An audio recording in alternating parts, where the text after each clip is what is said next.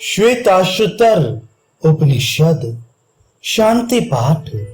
हे परमात्मन, आप हम दोनों गुरु शिष्य की साथ साथ रक्षा करें, हम दोनों का साथ साथ पालन करें, हम दोनों साथ साथ शक्ति अर्जित करें, हम दोनों की पढ़ी हुई विद्या तेजस्वी हो, हम दोनों एक दूसरे के प्रति कभी ईर्ष्या द्वेष ना करें।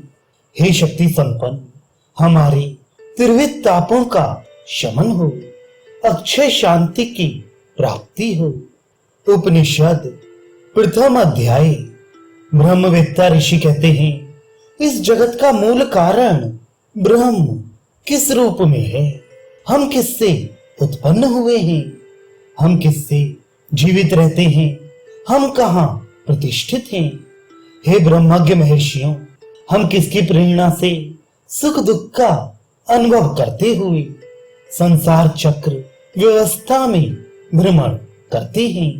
काल, स्वभाव, सुनिश्चित कर्मफल व्यवस्था, आकस्मिक घटना, पंच महाभूत और जीवात्मा, ये इस जगत के कारणभूत तत्व हैं या नहीं, इन पर सदैव विचार करना चाहिए।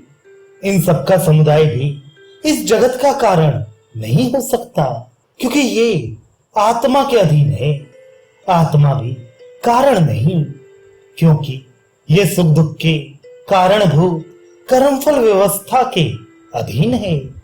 तब उन्होंने ध्यान योग का अवलंबन लिया, जिससे उन्हें अपने गुणों से आच्छादित ब्रह्म स्वरूप आत्म शक्ति का साक्षात्कार हुआ, जो काल, स्वभाव आदि से लेकर आत्मा तक सभी कारणों का एकमात्र अधिष्ठाता है। उन्होंने एक ऐसे चक्र को देखा जो एक नेमी 3 वृत्तों, 16 सिरों, 50 अरों, 20 सहायक अरों, 6 अष्टकों, एक ही पाश से युक्त, एक मार्ग के 3 विभेदों, 2 निमित्त तथा मोह रूपी एक नाभि वाला था। हम एक ऐसी नदी को जानते हैं जो 5 स्रोतों वाली जलधाराओं से युक्त है, जिसके 5 उद्गम होने के कारण बड़ी उग्र और टेढ़ी मेढ़ी होकर बहती है, जिसमें 5 प्राण रूप तरंगे हैं।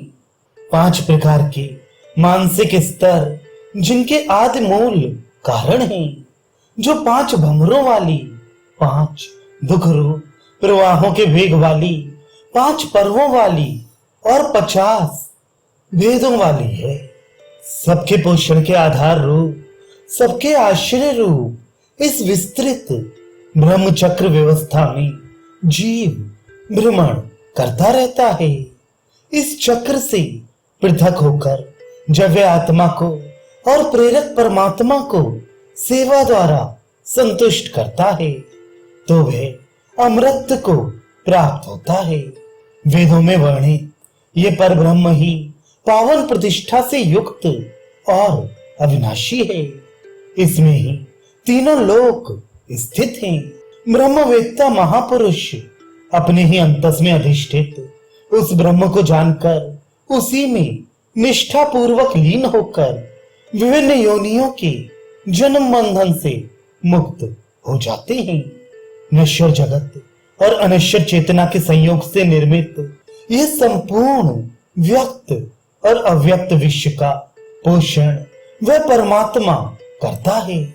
जीवात्मा संसार के विषयों का भोक्ता होने के कारण उसमें फंसता है, परंतु परब्रह्म का ज्ञान होने पर सभी बंधनों से मुक्त हो जाता है। ज्ञानी अज्ञानी, सर्वसमर्थ असमर्थ, ये दोनों ईश और जीव अजन्मा ही है। भोक्ता जीव के लिए एक भोग्या प्रकृति भी अजन्मा है। विश्व रूपों में संव्याप्त अनंत आत्मा अकर्ता अर्थात कर्तापन के भाव से मुक्त है।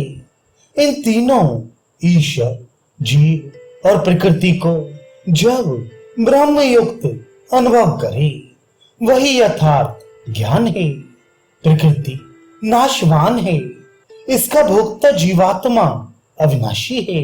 एक ही परमात्मा इसे अपने नियंत्रण में रखता है।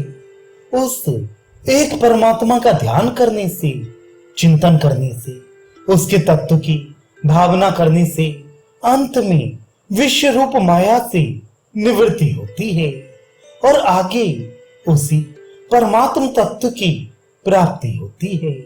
उस परमात्मा को जान लेने पर संपूर्ण बंधनों, संपूर्ण विकारों से मुक्ति मिलती है तथा संपूर्ण क्लेश क्षीण होकर जन्म मृत्यु के चक्र से मुक्ति मिल जाती है।